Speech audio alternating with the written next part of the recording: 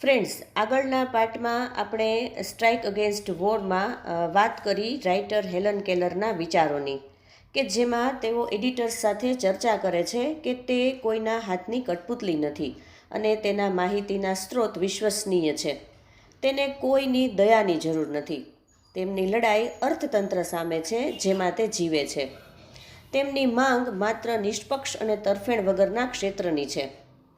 આગળ રાઇટર એવું પણ કહે છે કે દેશ જ્યારે મુશ્કેલીમાં હોય ત્યારે દેશને મહત્ત્વ આપવાનું હોય છે.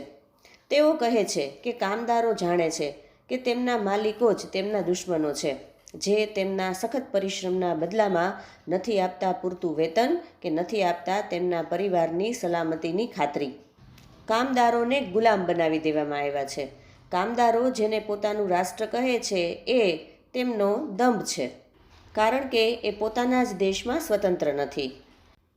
ફ્રેન્ડ્સ, પાર્ટ 1માં આપણે જે શીખ્યા એમની આ સંક્ષેપમાં રજૂઆત હતી. હવે શરૂ કરીએ સ્ટ્રાઇક અગેન્સ્ટ વોરનો સેકન્ડ પાર્ટ.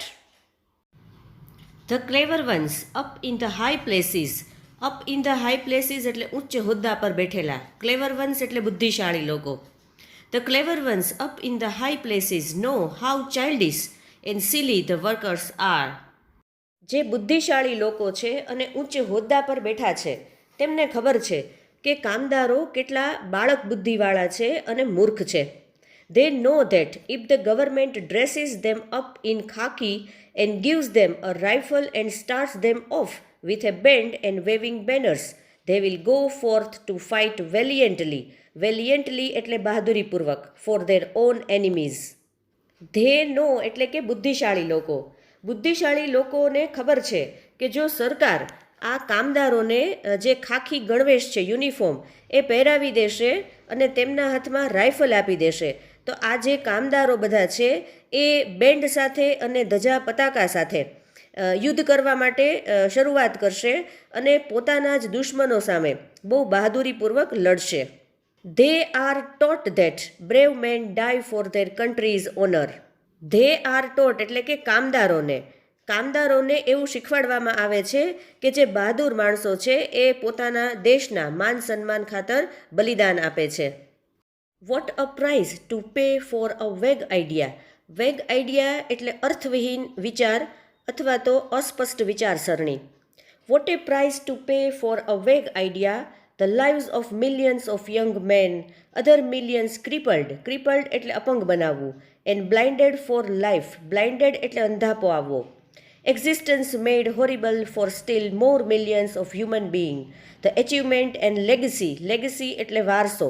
ઓફ જનરેશન્સ એટલે પેઢીઓ. સ્વેપ્ટ અવે એટલે કે નાશ થઈ જવો. In a moment. And nobody better off for all the misery. આવા તથ્યવિહીન એટલે કે અર્થ વિનાના જે વિચારો છે તેમની કેટલી મોટી કિંમત ચૂકવવી પડે. કેટલા બધા યુવાનોની જિંદગી, કેટલા બધા લોકો અપંગ થઈ જાય, કેટલા લોકો છે એમને અંધાપો આવી જાય અને લાખો માણસોની જે જિંદગી છે એ ભયાનક બની જાય.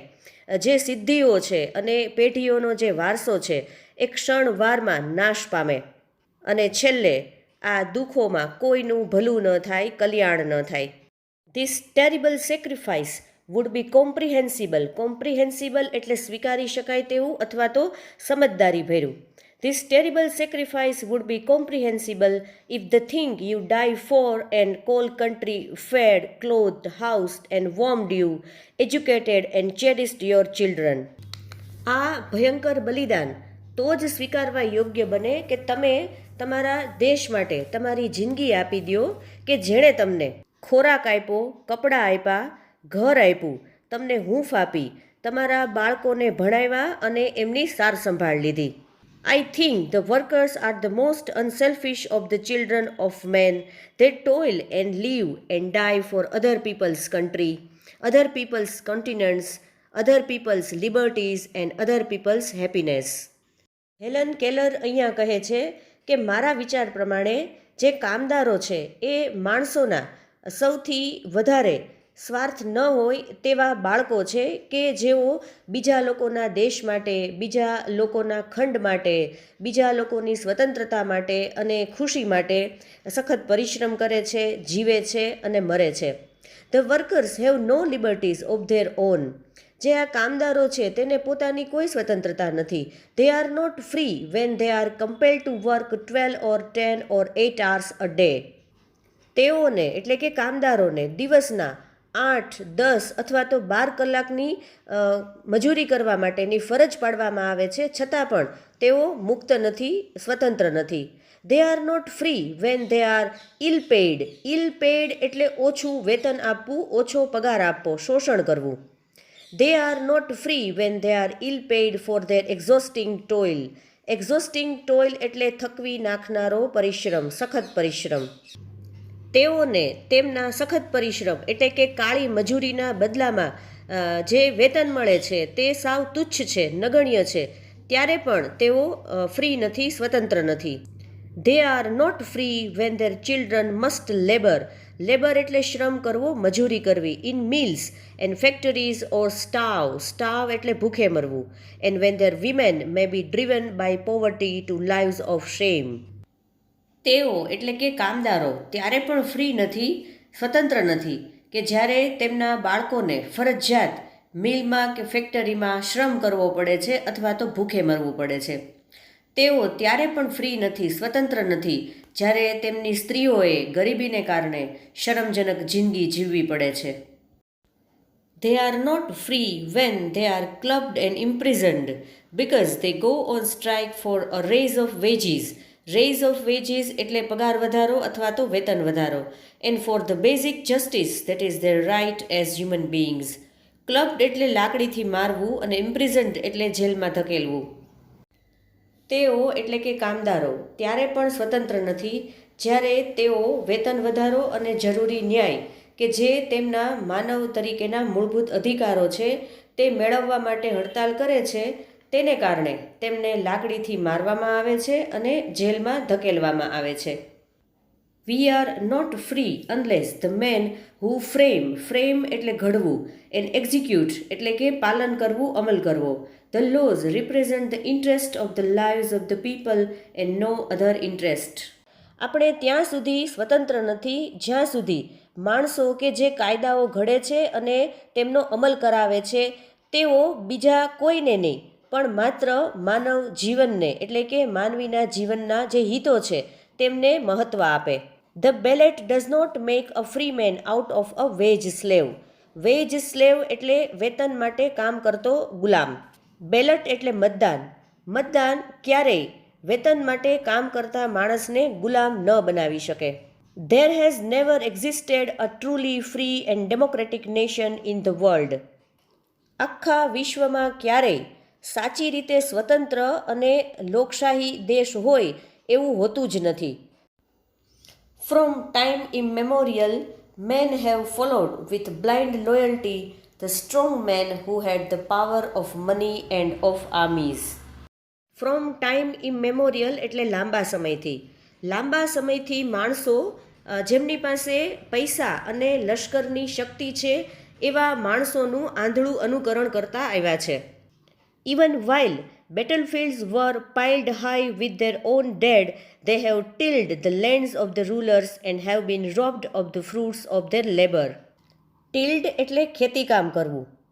ભલેને યુદ્ધભૂમિમાં તેમની લાશોના ઢગલા ખડકાયા હોય છતાં પણ તેઓએ તેમના જે શાસકો છે તેમની ખેતીમાં, તેમના ખેતરોમાં ખેતીકામ કર્યું છે અને છતાં પણ તેમના જે શ્રમના પૈસા હોય છે તે પણ લૂંટી લેવાયા છે. They have built palaces and pyramids, temples and cathedrals that held no real shrine of liberty. They એટલે કે કામદારોના માલિકો. તેઓએ મહેલો બાંધ્યા, પિરામિડો, મંદિરો અને દેવળો બાંધ્યા, પણ ત્યાં ક્યાંય સાચી સ્વતંત્રતાનું મંદિર હતું જ નહીં. As civilization has grown more complex, the workers have become more and more enslaved. Until today, they are little more than parts of the machines they operate. Complex એટલે જટિલ અથવા તો અટપટી. જેમ જેમ માનવ સભ્યતા વધુને વધુ જટિલ અને અટપટી બનતી ગઈ તેમ જે કામદારો છે એ વધુને વધુ ગુલામ થતા ગયા. આજ સુધી તેઓ જે મશીન ચલાવે છે તેમના ભાગથી તેઓ વિશેષ કંઈ જ નથી. Daily they face the dangers of railroad, bridge, skyscraper, freight, train, stockhold, stockyard, and training at the docks, on the railroads and underground and on the seas. દરરોજ તેમણે એટલે કે કામદારોએ રેલવેના જે રસ્તા છે, પુલ, બહુમાળી મકાન, જે માલવાહક ગાડીઓ છે, વહાણની જે તાલીમ આપવાની જે જગ્યા છે, જેને ડોકયાર્ડ્સ કહેવાય છે, પ્રાણીઓના પૂરવાના જે વાડા છે, જગ્યા, તેમજ દરિયાની સપાટી અને દરિયાની નીચેના જે જોખમો છે તેમનો સામનો કરવો જ પડે છે. They move the traffic and pass from land to land the precious commodities that make it possible for us to live. Commodities એટલે જીવન જરૂરી માલસામાન.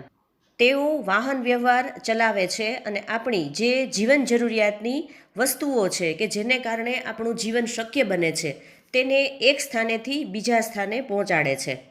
And what is there reward? Reward એટલે ઇનામ અથવા તો બદલો. તેમને એટલે કે કામદારોને આવું કરવાથી પણ બદલામાં શું મળે છે? અ સ્કેન્ટી વેજ.